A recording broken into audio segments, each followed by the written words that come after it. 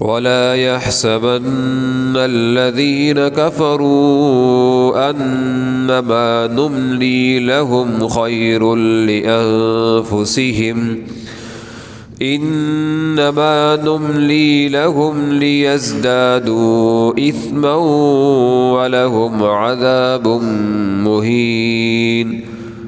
ما كان الله ليذر المؤمنين على ما أنتم عليه حتى يميز الخبيث من الطيب، وما كان الله ليطلعكم على الغيب ولكن الله يجتبي من رسله من يشاء، فآمنوا بالله ورسله، وإن تؤمنوا وتتقوا فلكم أجر عظيم.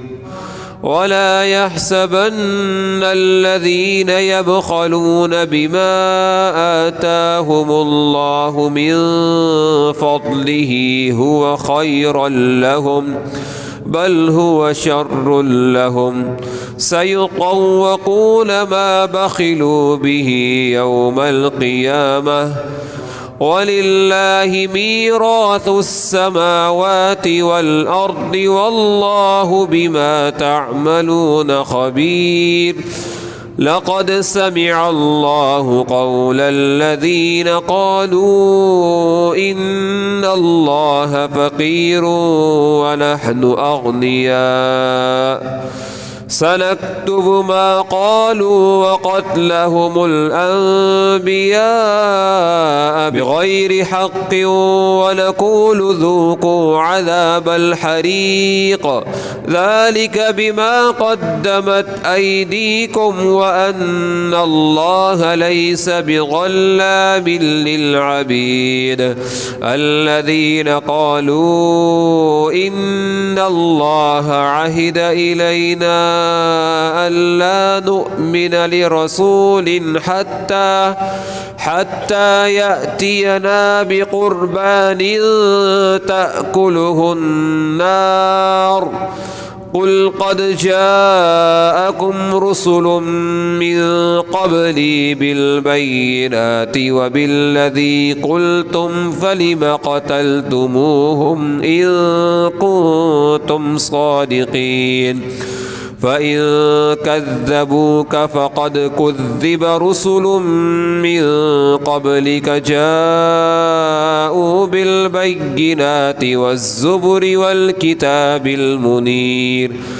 كل نفس ذائقة الموت، كل نفس ذائقة الموت، وإنما توفون أجوركم يوم القيامة، فمن زحزح عن النار وأدخل الجنة فقد فاز، وما الحياة الدنيا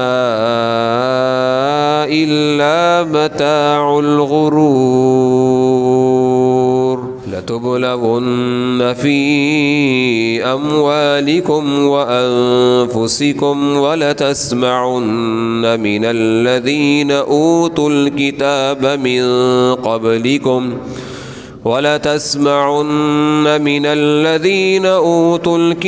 من قبلكم ومن الذين أشركوا أذى كثيرا، وإن تصبروا وتتقوا فإن ذلك من عزم الأمور. وإذ أخذ الله ميثاق الذين أوتوا الكتاب لتبيننه للناس ولا تكتمونه، فنبذوه وراء ظهورهم واشتروا به ثمنا قليلا، فبئس ما يشترون. لا تحسبن الذين يفرحون بما أتوا ويحبون أن يحمدوا بما لم يفعلوا بما لم يفعلوا فلا تحسبنهم بمفازة من العذاب ولهم عذاب أليم ولله ملك السماوات والأرض والله على كل شيء قدير إن في خلق السماوات والأرض واختلاف الليل والنهار لآيات لأولي الألباب الذين يذكرون الله قياما وقعودا وعلى جنوبهم ويتفكرون في خلق السماوات والأرض ربنا ما خلقت هذا باطلا